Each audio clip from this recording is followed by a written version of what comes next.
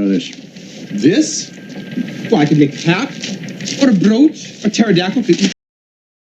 I can't dry my shoes anymore. We used to dry our shoes with newspaper. We don't get the paper anymore. We used to keep the newspaper in a drawer. Once this came to my attention, I suddenly realised how many other things I used to use newspaper for. You know, newspaper's used as a weed barrier. It's used to cushion stuff when transporting, shipping fragile items. Used for gift wrapping paper, litter box and pet cage liner, papier-mâché, protecting surfaces when doing crafts or painting, fire starters, general spying, proving the date in a hostage video. I could go on. I think there are some very real consequences to the phasing out of these physical items. And I'm not talking about the more like sort of social implications where like you have to wait for the next day to get your news, you can't have it instantly. You know, the fact that we are actually reading it ourselves on paper without distraction or anything like that. You know, those are important considerations, are important things that are changing society. Definitely worth, you know, dedicating some thought to. But today I'm on about something very different. In digital progress, there's obviously a lot we gain, but I think there's also a lot that we quietly lose. You know, so many things that are overlooked in the name of progress. And obviously we lose the physical objects themselves, but I think we also lose a kind of a material, fleshly sense of invention and creativity. And I think the less we engage our environment and look to existing physical objects to solve problems instead of products, the more that kind of sense of individual invention withers. And there's other things we're in the process of losing to the digital.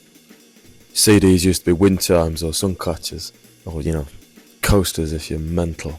Paper clips used to be hooks, could unclog spray bottles and paint bottles, eject SIM cards, reset buttons on remote controls, all that stuff, sort of a jack of all trades, really, the paperclip. What will Bond use to get out of handcuffs now? Is the question. Now, I'm not remotely suggesting that we bring all these back, you know.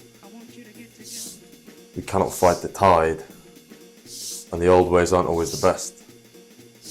You know, having a straight razor is a bit of a faff, and I usually don't even like a shave this close, to be honest. I do think there's something small but important that we lose, and I think we're seeing it with kids. You know, with substantial evidence to suggest that children's basic fine motor skills are deteriorating, it does feel as if something's afoot. I think this has something to do with this sort of lack of physical engagement. As obviously useful as the internet and all its children are, it is true for everyone currently alive that we are physical beings that evolved for the physical world, not the digital one. And I feel that flexing that physically creative muscle somehow is very important for our collective sanity. You know, from now on, every once in a while, I get myself a newspaper, just to remind myself to, you know, as best I can, usher in that sense of material, substantial invention. So, you know, as far as I'm concerned, viva la newspaper.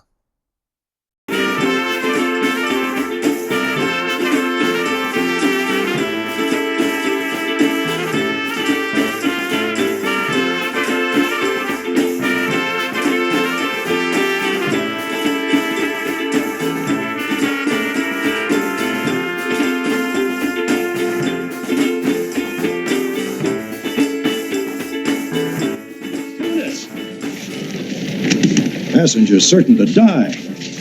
Airline negligent. There's a sale at Penny's.